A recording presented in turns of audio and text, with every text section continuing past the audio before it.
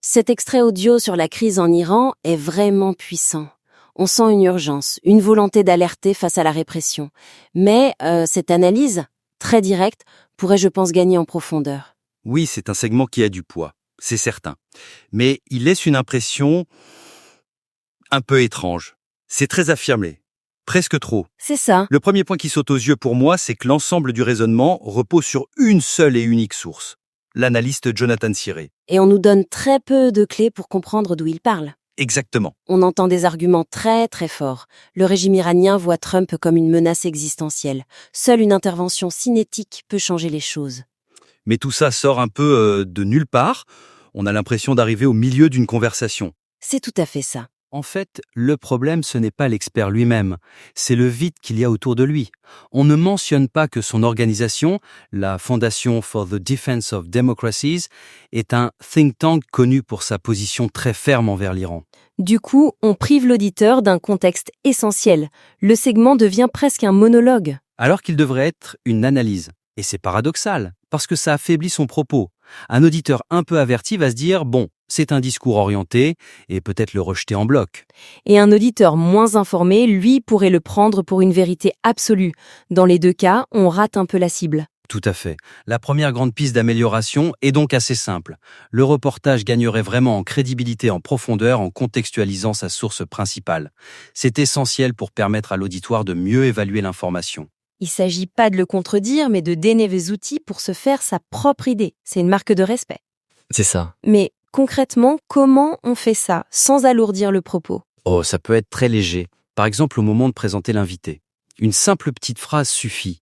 Au lieu de juste dire son nom et son organisation, on pourrait ajouter analyste pour la Foundation for the Defense of Democracies, un groupe de réflexion américain qui préconise une politique de fermeté à l'égard de l'Iran. C'est factuel, ça prend 5 secondes. Voilà.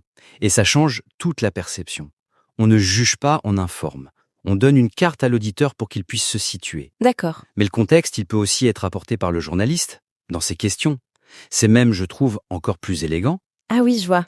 Au lieu de laisser l'affirmation sur l'intervention cinétique un peu en l'air, L'animateur pourrait rebondir, précisément. Il pourrait poser une question qui intègre un contre-argument connu. Quelque chose comme « Votre position est très claire, mais certains observateurs, y compris au sein de l'appareil militaire, craignent qu'une action de ce type n'entraîne une escalade régionale incontrôlable. Que répondez-vous à ça ?» ah, c'est bien plus fort. On ne s'oppose pas frontalement, on l'invite à renforcer son argumentation face à une critique légitime. L'échange devient tout de suite plus riche.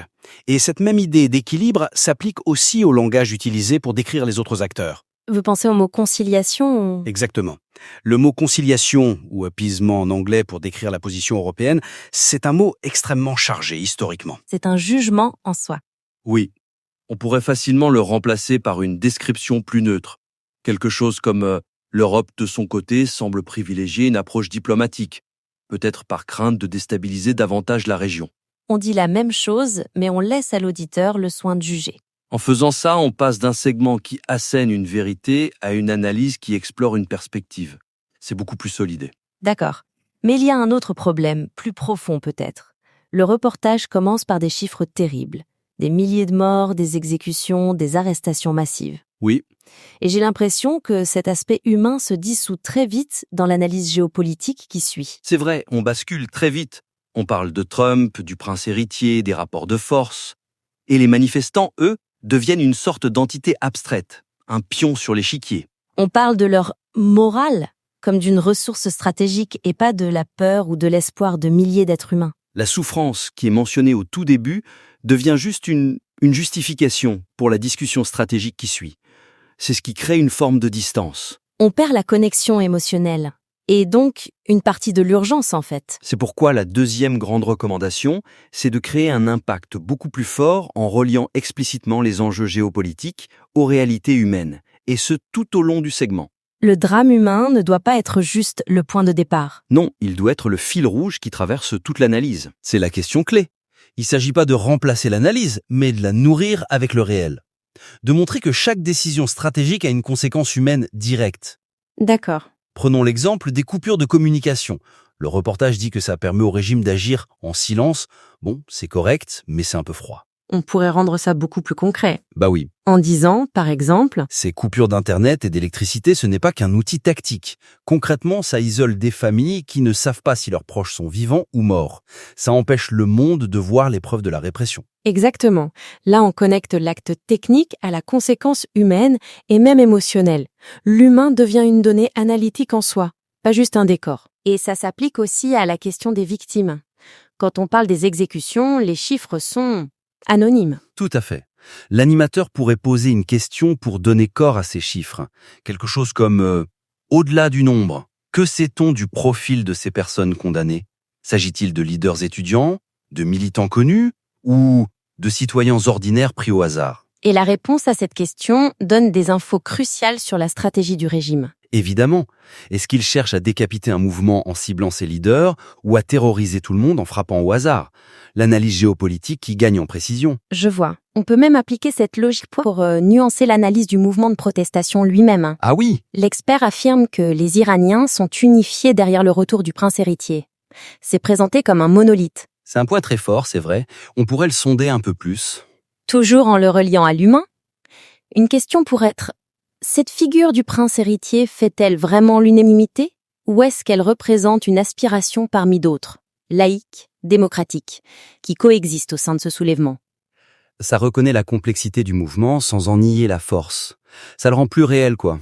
Donc, si je résume, on ancre la source dans son contexte et on ancre l'analyse dans la réalité humaine. Ça rend le tout plus crédible, plus percutant. C'est ça. Mais même en faisant ça, il reste un petit souci dans la manière dont les idées s'enchaînent. On passe des exécutions, aux comparaisons avec 2009, puis à Starlink, puis à Trump. L'ordre semble un peu aléatoire. Vous mettez le doigt dessus. La structure actuelle, elle ressemble plus à une liste de thèmes à aborder qu'à une démonstration qui se construit. Les points sont pertinents, mais ils sont juxtaposés, On a l'impression que le journaliste a sa liste de questions et qu'il les coche une par une. ce qui fait que l'auditeur reçoit une avalanche d'informations, mais sans un fil conducteur pour les organiser. Il repart avec des pièces de puzzle, mais pas l'image complète. Et l'entretien se termine d'ailleurs de manière très abrupte, sur une question technique sur les cibles militaires. Et puis plus rien. C'est pourquoi la troisième et dernière suggestion, c'est de réorganiser la structure de l'entretien de manière plus narrative, pour vraiment guider l'auditeur vers une conclusion logique et percutante. Il faut penser l'entretien comme une histoire qui se déroule. Un début, un milieu, une fin. Une sorte de structure en 3 actes. C'est exactement ça.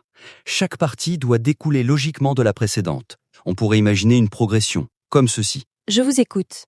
Acte 1, l'urgence. C'est le quoi.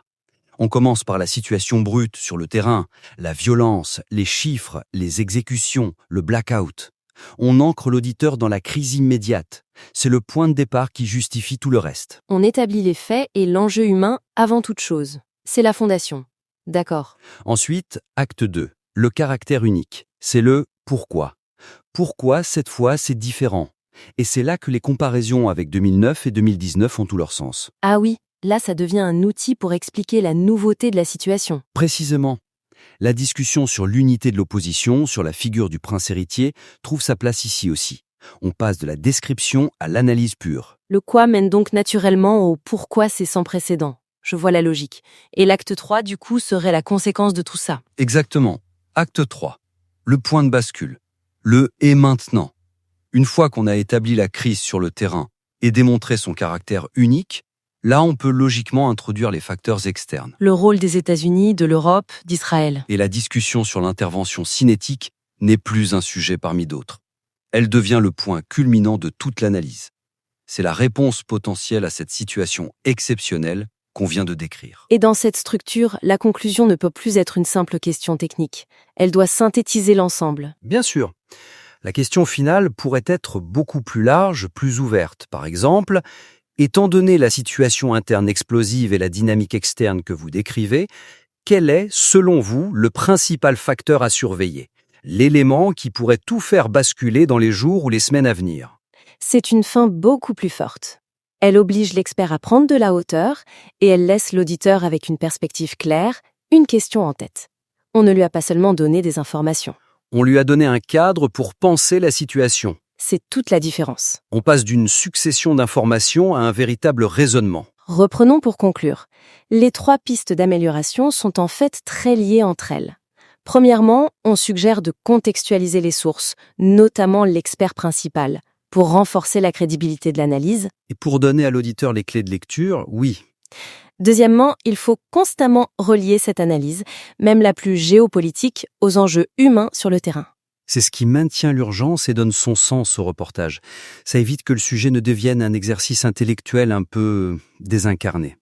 Et troisièmement, donc, il faut repenser la structure, comme un récit en 3 temps, l'urgence, le caractère unique et le point de bascule, pour que l'auditeur ne soit pas submergé d'informations, Mais qu'il soit guidé à travers un raisonnement clair, qu'il amène à une compréhension globale et surtout mémorable.